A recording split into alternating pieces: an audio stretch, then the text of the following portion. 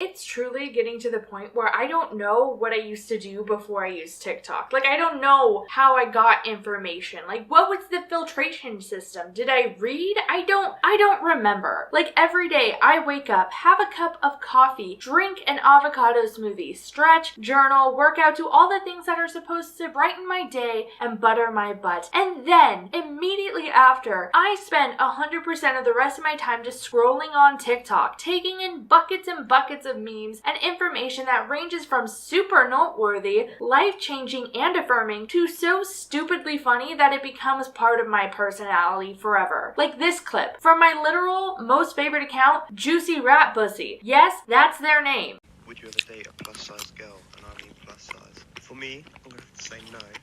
I don't really mean to be rude, but you look like garbage rat. You look like you crawled out a sewer and the infestation, and you look like garbage. This is everything I am, and everything I will be. I'm not kidding. When I first saw this, I cried. I full-on wept tears of joy and laughter because this knocked me the heck out. I showed this to my husband immediately after, who did not find it as funny, but in the time that has passed, I have quite sincerely said this exact phrase at least 5 times per day. It's like when V. Stiviano gave an interview with Barbara Walters after the whole thing with Donald Sterling, and she said this. Can you tell me what your relationship with Donald Sterling is? I'm Mr. Sterling's right-hand arm, man. I'm Mr. Sterling everything. I'm his confidant, his best friend, his silly rabbit. His what? His silly rabbit. His silly rabbit? Yes. Is that what he calls you? No. No one ever understands this reference. No one ever thinks it's funny. But did I see this and immediately make it part of my personality to the point where now I say this whenever someone asks me who someone else is? Abso-freaking-lutely. But today isn't about celebrating the fact that my personality is essentially made up of random clips and pop culture moments. And I didn't bring up my love of TikTok because of that. Unfortunately, today we are going to be talking about something that I didn't know before TikTok, that I just found out via TikTok, and now have the burden of knowing for all time, or at least until I get Alzheimer's, which is pretty much guaranteed for me to get due to my family history and my propensity to damage my brain in cool and interesting ways. Today we are going to be talking about how the founding member of the Red Hot Chili Peppers, Anthony Kiedis, is a self-admitted predator. And I say self-admitted because he straight up, with his entire chest, wrote in his autobiography that he published and was paid for, titled Scar Tissue, that he dated a 14-year-old when he was 23, 9 years older than her, and how when he found out that she was in fact a 14-year-old and that he had been breaking the law by sleeping with her, instead of having a normal reaction and feeling gross and, doing anything correctly, he instead, as an adult, chose to sleep with her one last time and then wrote a song about her called Catholic Schoolgirls Rule, which, if you haven't heard the song, it has a line that goes, "In class, she's taking notes. Just how deep is my throat." So, it's not really Veggie Tales, not really Backyardigans, not really easy peasy listening, just a guy bragging about how he took advantage of a literal child, knowingly and purposely, and publishing multiple pieces of media talking about it, and making millions upon millions upon millions while doing so. Like, this successful musician is still hopping and bopping and making so much money by monetizing this behavior, and everything is terrible all the time, constantly. I don't know what else to tell you at this point. By the way, just for reference sake, this book came out in 2005. The song came out before that, and the Red Hot Chili Peppers actually recently remastered that song in 2017. So they all think, as a little collective green bean unit, this is peachy keen and totally fine. People know about this the same way they knew about Shane Dawson catfishing a straight guy for his nudes in order to get revenge on him by posting it everywhere. But for some reason, those two things were deemed alright and okay the multiple times that Anthony came forward and talked about it publicly. Now, obviously, because of the subject matter, I'm going to put a little tender chicken nugget of a trigger warning on this video. So if you are at all triggered or uncomfortable by discussions like this, anything about this is your chance to click off of this video. I don't want you to feel the need to continue watching if this kind of content stresses you out or triggers a negative reaction in you. Instead, do something nice for yourself, like maybe possibly buy a little trinket from a small business. Support our local economy. Might I personally recommend checking out any one of the magical mystical products over here at houseoфenchantment.net. This isn't a sponsorship. They don't know me. I just think they are peachy keen and I like their products. Regardless, this is your final warning to click off of this video before I get started talking about this, and I hope you have a fantastic day if this is where you leave me. So with that said, let's get into it. For those of you who don't know, this magical mystical man right here is Anthony Kiedis. He is the leading member of the Red Hot Chili Peppers, and his mustache and haircut makes him look like a massive dork. He does have millions though.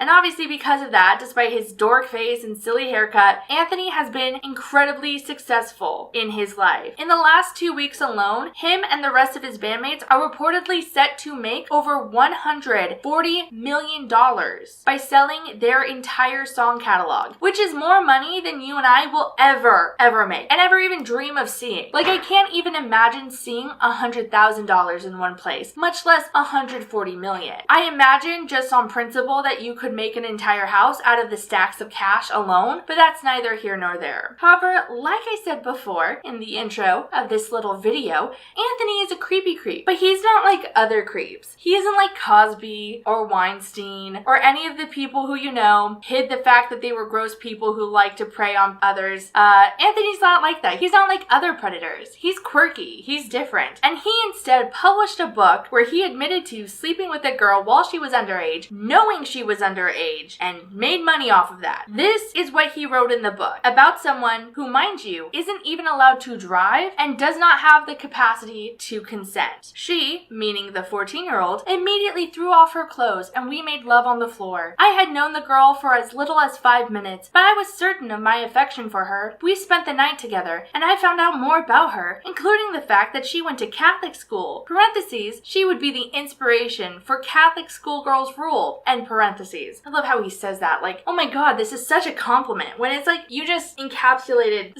like preying on someone in song, but like, okay. As someone who has had to read a lot of things that are written by literal predators and talk about them on this channel in order to inform you guys, these predators, these people, always, without fail, try to state that the emotional bond between them and their victims is just so powerful. They just can't help it. That they didn't take advantage of someone, but instead they were making love to them. And it was real and it was powerful. And you know what? Let me be the first to say, no, you were an adult. You were 23, 24. You were a musician with a massive amount of power and influence.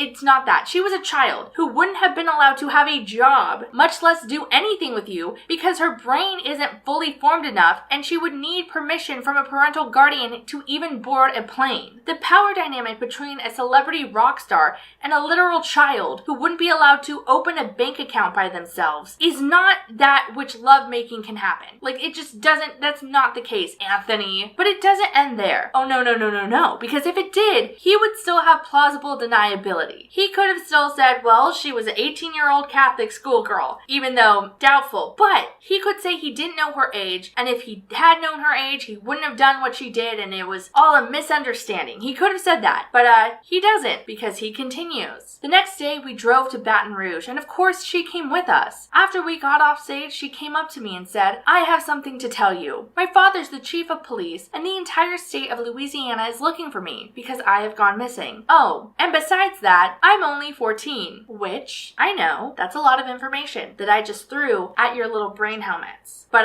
technically, that amounts to, he not only took advantage of this minor, he also kidnapped her. Although he didn't seem to realize he was doing it, but still, he kidnapped a minor. I still think accidental kidnapping is kidnapping all the same. Like, if I asked a person who looks young as heck if they want to drive to Disneyland with me, and they say yes, and we get there, and they say, by the way, I'm only 7 years old, I am pretty positive I would still be like the one in the wrong there. Like, you should be able to look at someone and be like, I don't think you're old enough to do this, but I guess not. I guess not for Anthony. Maybe it's one of those Hannah Montana, everyone makes mistakes takes things. I don't know. I have never accidentally kidnapped someone, but I'll let you know when I do. So, in the book, within 2 paragraphs, Anthony just found out he kidnapped a child and that he had, in his words, made love to a minor, which we all know here in this little home we built is illegal, obviously. But he's an adult with a working, functioning brain who has to pay taxes and has to be a law-abiding citizen in some respects. He makes millions of dollars a day off his music. So there's no way that someone who has the mind and the capability to do all that, there's no way he would then immediately decide to have sex with her one last time after finding out she would be at best a sophomore in high school, right? That wouldn't happen. Wrong.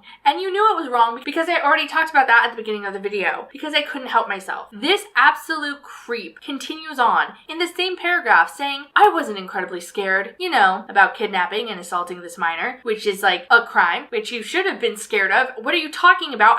Like, what? Sorry, let me go back to reading. He said, I wasn't incredibly scared because I knew, in my somewhat deluded mind, I knew if she told the chief of police that she was in love with me, he wasn't going to have me taken out in a field and shot. But I did want to get her the hell back home right away. So we had sex one last time. Reminder, just so you guys know how long and how many considered decisions came between him writing this down or dictating this down and it being in this book. When you are writing a book and you are informing a person of the things you want to include in that book, it goes through massive edits, massive drafts, and massive times where like things are taken out, things are put in, things are run through lawyers to make sure, is this legal? Is this okay? Should I say this? Is this okay for me to say to my management team? Will this ruin my career? They're removed, put back in, removed, put back in, all of that. It takes a long ass time before a publishing house and the people who are funding this endeavor and managers and lawyers are all satisfied with the work you're putting out. And this passage where this man straight up admits to and brags about having sex with a 14-year-old girl and writing a song about it, it got past all of that because this was something Anthony was proud of, genuinely proud of. This is so beyond wretched. I don't have the words. Like what's even worse is that everyone either one doesn't know about this because I didn't know about this and I want to assume people don't know about this. So people either don't know that he did this or 2, they know about it and they don't care. And while I want to assume it's 1 because I want to have some hope in the world, I kind of think it's that last option because I did find this blog post talking about the things that Kiedis has done and other rock stars have done in terms of having relationships with children, including apparently Steven Tyler got guardianship over his 14-year-old girlfriend, which is so sick and gross. But at the bottom of the page, they literally write, the only reason I am going to continue listening to these bands, including Red Hot Chili Peppers, and actively putting money into the pockets of these people, the only reason I'm going to continue is because if I scratch off all the music made by creepy ass sexual assaulting rock stars, I would have nothing else to listen to. Which, what? Like, what? I don't know where your priorities are, my dude who wrote this blog post, but to that I say fuck you. I personally would rather not listen to someone and not listen to music then. Like, it's not that hard to not knowingly put money into a predator's pocket. And I'm not going to feel bad for you because you're like, oh, I can't listen to this song now.